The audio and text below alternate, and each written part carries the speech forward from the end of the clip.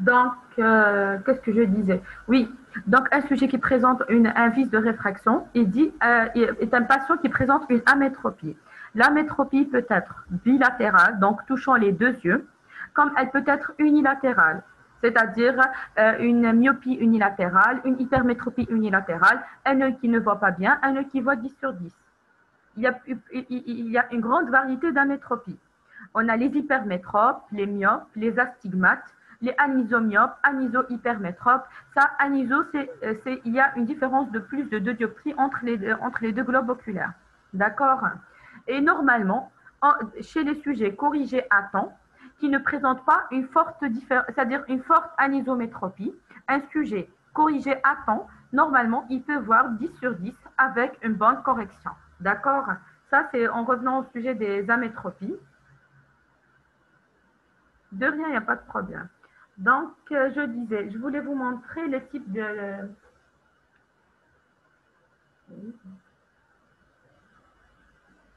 Ah oui, ça... Bon, on va faire un petit rappel. Donc là, c'est la cornée, c'est la crise de GSA. Ah oui, par exemple ici, on passe maintenant à l'œil rouge douloureux. L'œil rouge douloureux. L'œil rouge douloureux, soit sans baisse de l'acuité visuelle ou avec une baisse de l'acuité visuelle. Sans baisse de l'acuité visuelle, généralement, on a les inflammations de la sclère et de l'épisclère. La sclère, c'est le blanc de l'œil et l'épisclère, c'est une couche qui tapisse le blanc de l'œil. Ça, c'est pas très important. L'essentiel, ça donne un tableau d'un œil rouge avec douleur, mais sans baisse de l'acuité visuelle. Donc, c'est un œil rouge douloureux. Là, c'est une rougeur localisée. Comment poser le diagnostic? C'est une rougeur sectorielle, uniquement sectorielle. Donc, vous voyez que l'œil est blanc et là, on a une rougeur sectorielle. Ça, c'est une épisclérite. Lorsque la rougeur est plus prononcée, mais toujours sectorielle, et ce n'est pas une hémorragie, hein, ce n'est pas du sang, c'est une rougeur, c'est une inflammation de la sclère, qui est le blanc de l'œil, là, c'est une sclérite. La sclérite, elle est plus douloureuse et l'inflammation est plus importante avec risque de nécrose sclérale. Ici, par exemple, il y a un amincissement scléral qui signe une sclérite importante. C'est-à-dire qu'on voit la sclère apparaît bleuâtre. Pourquoi? Il y a un risque de nécrose de cette partie blanchâtre et la choroïde qui est noirâtre apparaît à travers cette couche qui est très amincie par le phénomène inflammatoire. Maintenant, les autres causes de l'œil rouge douloureux avec baisse de l'acuité visuelle, ce sont les kératites. Par exemple, les kératites herpétiques que je viens de vous montrer, que ce soit les kératites allergiques, virales, bactériennes ou post-traumatiques. On a la crise de glaucome aigu par fermeture de l'angle que je vous ai expliqué tout à l'heure. On a les endophtalmies, on a les uvéites, quelles que soient uvéites antérieures, intermédiaires, postérieures ou les panuvéites. Et on a aussi les traumatismes oculaires qui entraînent un œil rouge douloureux. En fait, le traumatisme peut entraîner tous les tableaux cliniques. Il peut entraîner un tableau d'œil rouge douloureux, avec ou sans baisse de l'acuité visuelle. Ça dépend de l'intensité et du type de traumatisme contusif ou pénétrant, voire c'est-à-dire perforant. Donc, ça, c'est les conjonctivites, allergies. Là, c'est un grain ou bien c'est un corps étranger intracornéen. On procède à l'ablation sous anesthésie locale. Par exemple, les sémiologies de la cornée chez les nourrissons. On peut avoir des anomalies de la forme et des anomalies de la transparence. Anomalie de la forme, vous voyez que la cornée, elle est assez large. Le diamètre cornéen est augmenté. Parfois, si la cornée est claire, comme on le voit sur cette image-là, c'est une mégalocornée claire, bilatérale et symétrique. Généralement, il ne s'agit pas d'un glaucome. Pour parler d'un glaucome congénital, il faut qu'il y ait une mégalocornée bilatérale avec un œdème cornéen. L'œdème cornéen signe l'hypertonie oculaire et donc le glaucome. Chez ce nourrisson, par contre, on a une microcornée congénitale. Donc, on voit que même ce globe apparaît petit par rapport au deuxième œil. Et là, on voit une hénophtalmie. Donc, le globe apparaît enfoncé au niveau de la cavité orbitaire. D'accord? Là, par contre, c'est une mégalocornée à cornée opaque. La même chose ici. Donc, il s'agit d'un glaucome congénital. Là, c'est une sclérocornée, c'est une malformation congénitale majeure qui entraîne la cécité. Donc, c'est la sclère qui va englober toute la cavité oculaire, tout le segment antérieur du globe. Là, c'est quelques opacités. Opacité cornéenne centrale, opacité cornéenne centrale et paracentrale. Est-ce que vous avez d'autres questions?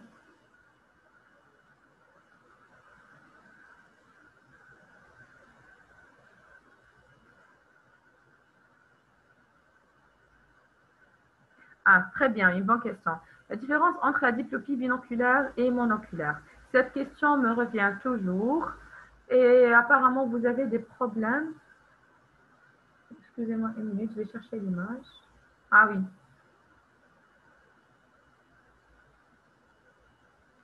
Donc, la diplopie. Il faut savoir que la diplopie, c'est la perception d'une image dédoublée. On a deux types de diplopie. Les diplopies monoculaires et les diplopies binoculaires. Alors, la diplopie monoculaire, c'est un patient qui vient vous voir, il vous dit « je vois double avec mon œil droit ». Il insiste sur l'œil droit. C'est-à-dire lorsqu'il ferme ou il ouvre l'œil gauche, ça ne change en rien sa diplopie. Il voit double avec son œil droit. Pourquoi? Parce que généralement, il y a une cause organique locale au niveau de cet œil-là. Soit il a une cataracte avec quelques fentes claires. Je n'insiste pas sur les détails. L'essentiel, une diplopie monoculaire est une diplopie qui ne change pas par l'occlusion ou par l'ouverture du deuxième œil ou bien de l'œil adepte. Par contre, la diplopie binoculaire, cette diplopie est une diplopie qui apparaît uniquement lorsque les deux yeux sont ouverts. Lorsqu'il ferme l'un ou bien l'autre œil, la diplopie disparaît. Pourquoi cette diplopie binoculaire a un intérêt sémiologique? Car cette diplopie binoculaire, si je demande à mon patient de fermer un œil ou bien le deuxième œil, il dit que la diplopie disparaît. Pourquoi? Parce qu'il y a une perte de parallélisme entre les deux yeux, en rapport avec une paralysie oculomotrice. Donc, toute diplopie oriente vers une paralysie oculomotrice, donc examen oculomoteur. Après, viendra par la suite l'examen neurologique et les explorations et la neuroimagerie. D'accord? Binoculaire, elle disparaît. Monoculaire ne disparaît pas à l'occlusion d'un ou bien de l'autre œil. Et justement, l'examen oculomoteur va objectiver la limitation des mouvements du globe d'un ou bien dans un ou bien dans plusieurs directions du regard, selon le champ d'action du muscle paralysé. Par exemple, une paralysie du droit externe, le droit externe est responsable de l'abduction, donc le mouvement qui amène le globe vers l'extérieur. Si on a une paralysie du droit externe, on a une limitation de l'abduction. Donc, le globe ne peut pas regarder en dehors. Ça, c'est un petit exemple pour vous expliquer la paralysie oculomotrice.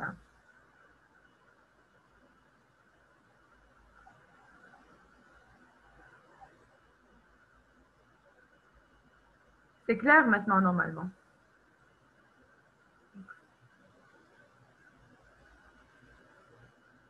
Diplopie et astigmatisme. Ça n'a rien à voir.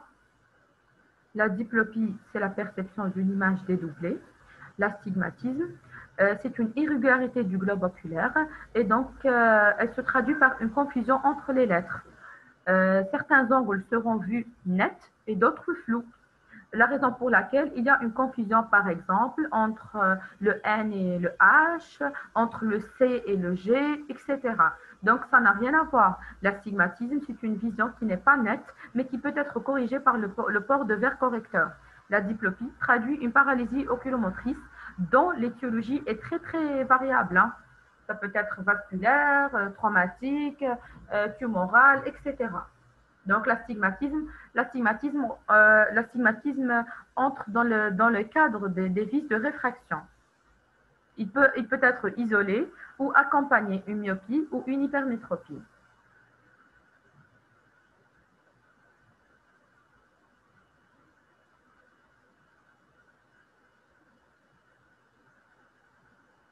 Quand on est myope, est-ce que c'est un motif de consultation ou une question? Je n'ai pas compris.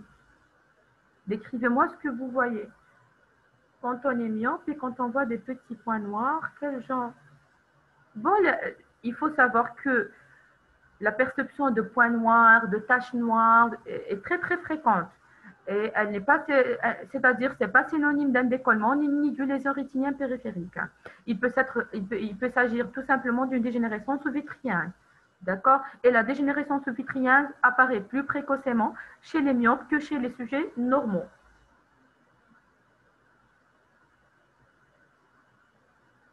C'est tout le temps. Lorsque c'est tout le temps qu'il n'y a pas d'éclairs ou de flash lumineux, que c'est pas focalisé. Quand est-ce qu'il faut s'inquiéter? C'est lorsqu'on voit des éclairs lumineux, un flash, et que ce flash a tendance à se répéter dans la même localisation. Par exemple, vous le voyez toujours en haut, toujours. Il clignote ce flash lumineux. Là, c'est inquiétant. Et sinon, pour se rassurer, vous pouvez tout simplement faire un examen de la rétine périphérique, un examen ouvert à 3 miroirs. Donc, il faudra quand même tout de même, tout myope, même s'il ne présente pas de myodosopsie, doit bénéficier d'un examen ouvert à 3 miroirs au minimum 1 fois par an. L'idéal, c'est 2 fois par an, donc semestriel. Ça bouge, c'est pas méchant quand ça bouge. Métamorphopsie, là, c'est bien. La métamorphopsie, c'est quoi? C'est la déformation des images. Par exemple, lorsque vous fermez un œil voit clair, donc il y a une grille, la grille d'Amsler qui est intéressante et qui vous permet de dépister éventuellement cette métamorphopsie. Apparemment, c'est dans le premier cours. L'essentiel, c'est une grille comportant des lignes horizontales et des lignes verticales. Normalement, un sujet normal qui ne présente pas de maculopathie, il va voir toutes les lignes droites, rectilignes, que ce soit les lignes horizontales et verticales.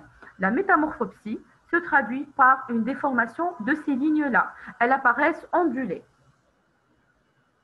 C'est grave. Je ne peux pas vous dire si c'est grave ou pas. On doit faire l'examen ophtalmologique, l'examen de la rétine périphérique et centrale. Et généralement, ce n'est pas inquiétant. Surtout si ça date de longtemps. Si ça date de 6 mois, 7 mois, une année, c'est rien.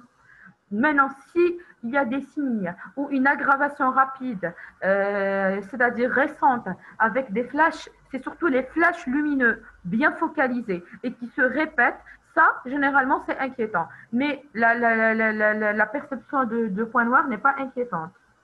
Cependant, l'examen, j'ai dit tout myope, c'est le fond d'œil chaque 6 mois ou bien au minimum chaque année. Je vous en prie.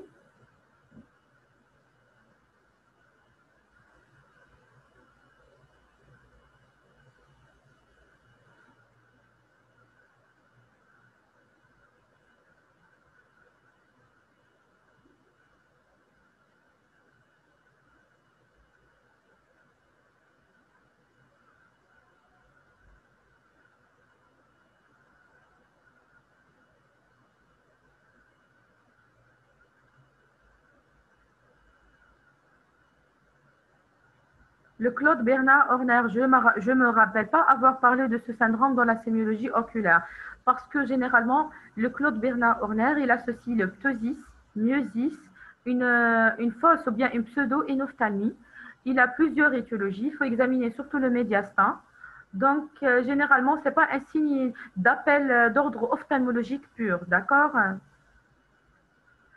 J'ai dit tout à l'heure que le phénomène de Tyndall peut s'accompagner d'une baisse de l'acuité visuelle qui est proportionnelle à l'intensité de ce phénomène inflammatoire. Plus il y a des cellules inflammatoires, plus l'acuité visuelle sera basse.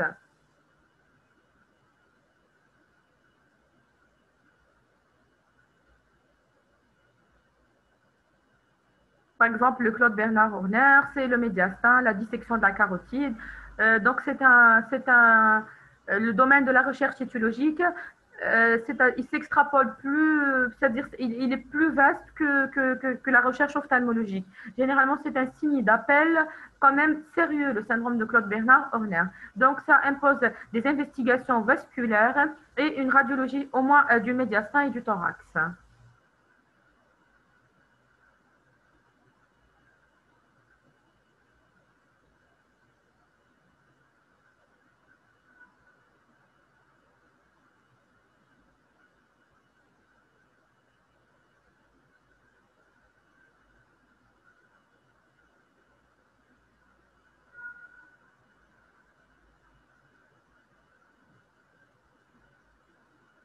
Est-ce que vous avez d'autres questions? Je vous en prie. Je vous laisse mon email. Si vous avez d'autres questions, n'hésitez pas à poser vos questions. Par exemple, ici, c'est un ISO, qu'est-ce que j'allais dire, hétérochromie. Voilà, c'est une hétérochromie. Donc, c'est la modification de la coloration de l'iris d'un œil par rapport au deuxième œil. Là, c'est une anisocorie, donc la taille inégale des deux pupilles, l'une étant en mydrias, l'autre en myosis. Là, c'est la leucocorie. La leucocorie, c'est l'aspect d'une pupille blanche. Généralement, la cause la plus fréquente de pupille blanche, c'est la cataracte totale blanche, mais ce signe est un signe très inquiétant et doit être considéré comme un signe d'alarme chez les enfants en bas âge, nouveau-nés, nourrissants. Toute leucocorie doit bénéficier d'un examen du fond d'œil. Pourquoi? On doit éliminer en urgence la tumeur intraoculaire la plus fréquente du nourrisson, qui est le rétinoblastome. C'est une tumeur rétinienne congénitale. C'est cette tumeur-là. Donc, toute leucocorie chez nourrisson ou nouveau-né impose l'examen du fond d'œil. Ça, c'était... J'ai cherché une image de rétinoblastome, je trouve pas. Juste pour vous montrer l'aspect du rétinoblastome au fond d'œil. Ah, c'est la première partie du cours. Là, c'est une cataracte totale blanche. Ça, c'est après un traitement chirurgical. On a fait l'extraction de ce cristal cataracté et on a mis en place un implant intraoculaire. L'œil rouge non douloureux. L'œil rouge non douloureux, ce sont les conjonctivites et l'hémorragie sous-conjonctivale. L'hémorragie sous-conjonctivale, je vous ai montré les images, elle peut être spontanée. Une hémorragie sous-conjonctivale spontanée chez un sujet d'âge moyen, généralement, peut être en rapport soit avec un pic hypertensif, soit une fragilité capillaire tout simplement ou un trouble de l'hémostase, un diabète méconnu par exemple, comme ça peut être juste en rapport avec une fragilité capillaire physiologique chez les tout vieux. Donc, ce n'est pas vraiment un signe d'alarme et ce n'est pas un signe qui va retentir, ce n'est pas une cause d'une baisse d'acuité visuelle. Donc, on doit rassurer le patient et faire au moins une prise d'attention artérielle et une prise de la glycémie. Par contre, les hémorragies sous-conjonctivales post-traumatiques sont plus sérieuses et peuvent cacher d'autres lésions anatomiques. Ça, c'est concernant l'hémorragie sous-conjonctivale. Autre cause de l'œil rouge non douloureux, ce sont toutes les conjonctivites. Les conjonctivites virales, je vous ai montré les images et les caractéristiques, les conjonctivites bactériennes et les conjonctivites allergiques.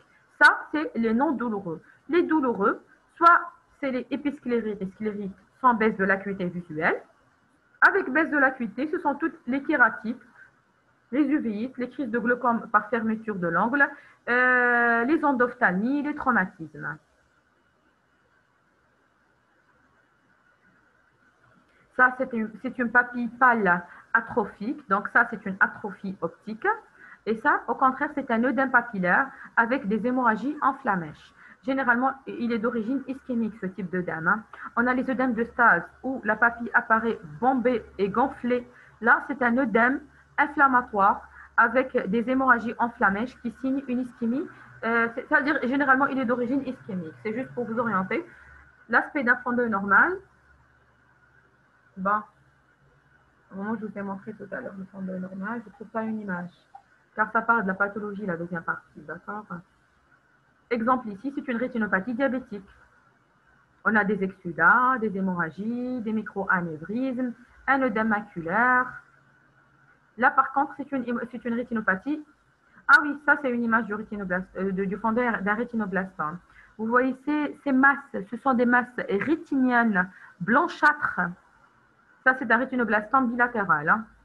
C'est une forme, on peut dire, pas très évoluée, parce que parfois, on voit le patient au stade de buphtalmie, au stade de glaucome, parce que les masses ont tellement évolué du segment postérieur vers le segment antérieur et se compliquent d'hypertonie oculaire, etc.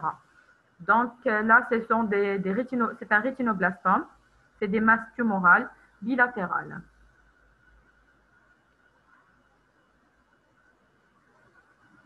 Donc, si vous n'avez pas d'autres questions, je pense qu'on a fait le tour de la question, un peu de tout.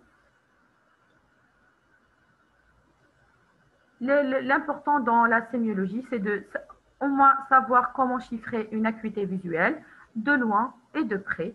Quelles sont les étapes de l'examen oculaire à réaliser, à savoir l'interrogatoire, quels sont les signes fonctionnels, quel est le mode d'installation, ça c'est très important, est-ce qu'il est progressif, est-ce qu'il est brutal, l'évolution, éventuel traitement, antécédents personnels ou familiaux d'épisodes similaires, etc. Ça, c'est pour pouvoir faire une synthèse et un regroupement syndromique. Ça, c'est le plus important pour vous. Non, on ne peut pas corriger la mégalocornie. Non, c'est un truc congénital. C'est un truc congénital, on ne va pas toucher lorsqu'elle est claire. Par contre, la mégalocornée congénitale essentielle, isolée, généralement, c'est des sujets à risque de développer un glaucome, c'est-à-dire un jour. C'est-à-dire il doit bénéficier au moins d'un suivi périodique et d'une prise périodique du tonus oculaire. Et c'est une cause, c'est une anomalie rare, hein, la mégalocornie congénitale essentielle, je dis bien. Je vous en prie. Donc, moi, je vous dis bon courage pour l'examen. Si vous n'avez pas d'autres questions, je vais clôturer.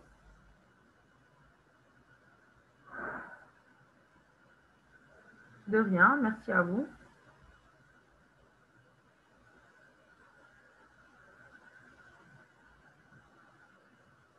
De rien.